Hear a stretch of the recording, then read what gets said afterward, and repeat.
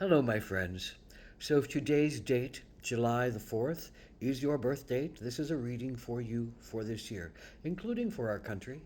This is a four-card pull, a general energy card, a challenge you might face this year, an action you can take to keep in balance, and an outcome card. Where does this all lead? Well, uh, the general energy card for those born on the 4th of July is the cave. And the cave is, in a lot of ways, a place to hide, but it's also a place to find yourself. The hermits go into the cave, the hermits go to look for themselves, they go to sort out their pain, they go to sort their trauma, they go to shut off some of the noise of the outside world, some of the psychic barrage of the junk that's around them and hitting them and making them feel crazy.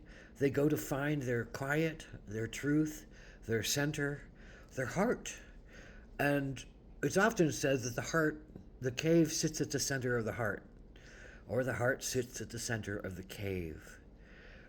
And so this is a year of looking at where is your heart centered, and you might have to keep entering the cave of silence, the cave of shutting out outside noise, so that you can get back into your heart, get back into your cave, meditate, open up, look at your traumas, see what you can forgive and move on from, and see what still holds you in fear or guilt or shame or grief, because those things are still going to be in there and still need to be worked on. But this is a year of being able to work on your cave if you allow yourself to work on your cave, your heart.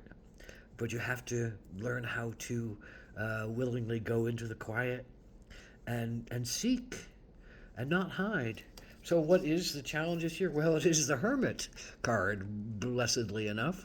So, your challenge is to go into your cave. Your challenge is to be the hermit, the seeker, the the crone, the one who wants to hear the truth, because the outside world and our outside heads are full of confusion and non-clarity, and all of our emotions get swelled up, and all of our fears get riled up, and all of our heart attachments get worked over, and so the hermit knows that they need to shut this noise off so they can go inside and find the truth. So this is your challenge this year, to go inside to the quiet, find the truth of who you are, find your morality, your ethics, your beliefs about who you are and what you want to do and what you're willing to do for your world, for your healing, for yourself, for the future of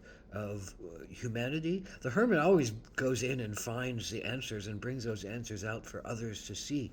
So your challenge is to go in to see for yourself, but also then to help others to heal. So if you can step through your pain, step through your fear, step through your denial, and step into the quiet of your heart, and step into the quiet of your soul and your spirit, and listen for the quiet, and listen for the healing as the outside world goes through its swims and craziness, then you're going to be doing a lot for yourself. So don't give yourself a lot of pain for the challenge of getting into the cave. Don't give yourself a lot of pain, but recognize that it might serve you really well to shut off your active mind and to go within, to shut up your fear-filled base instincts and to go within, to really sort out what's important and what's true and what you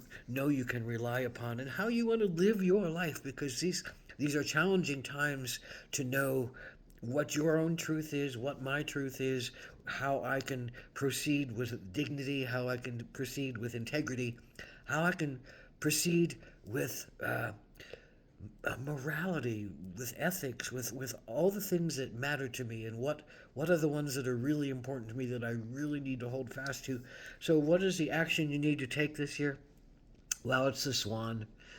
You know, we, our nation, and those people born today on this date are going through, you know, the swirl of the ugly duckling, going down through the eddy of time, going down through the eddy of occurrence, going down through the eddy of everyday living, and then popping up on the other side as the beautiful swan. So this is the action you have to take. What does that all mean?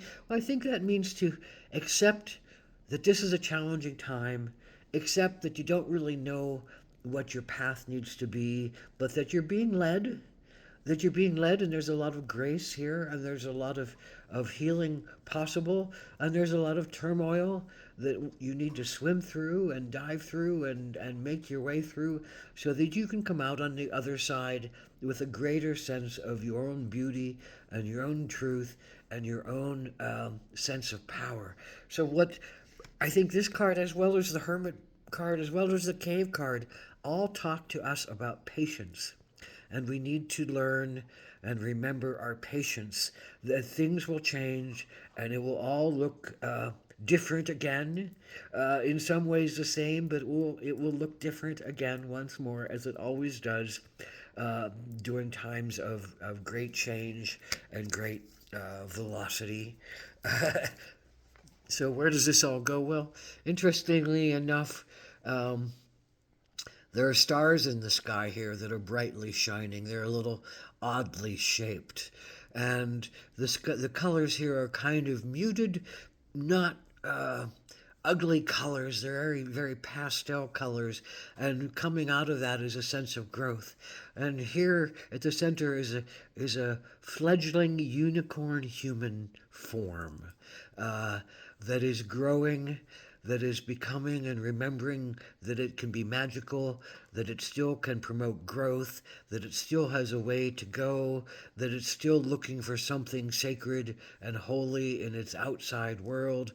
But this being's eyes are closed, and I think it's imagining a new world, and it's imagining a world where it can grow and prosper, regardless of what is being seen outside of itself. So it's a time, I think, the cave, the hermit, the duckling going through the whirlpool, it's a time to remember that you have to close your eyes and envision something more beautiful, envision something more growth filled, and then open your eyes and bring all that information out to the world and create the new world that you wish it to be, because this is going to be a new world that we're moving into.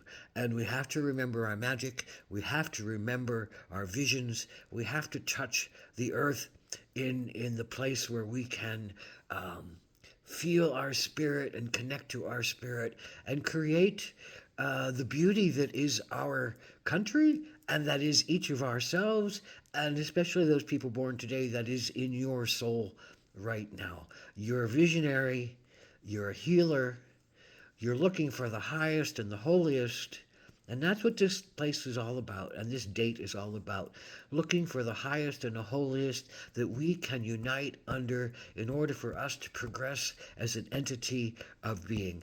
And blessed be, may this 4th of July be something that spurs us on to our greatness once we remember that we are already great and we have this inside of ourselves, and now we just need to bring it forward. So practice patience, practice listening, practice trusting, practice visioning, practice allowing yourself to surrender to going through the eddy of time and dimensions and challenge and beauty, because we need all that in our whirlpool.